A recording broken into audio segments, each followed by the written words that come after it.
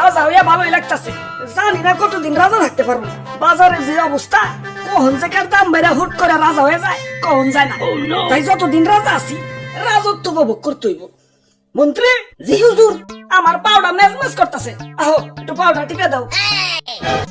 হুজুর ভুলে যাইন না, কয়দিন আগে কিন্তু আপনি রাজা ছিলেন, এখন আমার দাম কমে গেছে, তাই মন্ত্রী হইছি।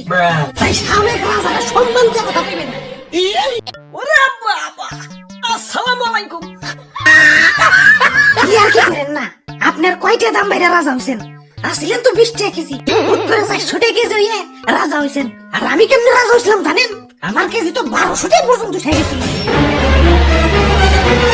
ওই তুই মুখে মুখে তর্ক করস, তোর বোটা কিন্তু টান দিয়া ছিড়া ফেলাবে।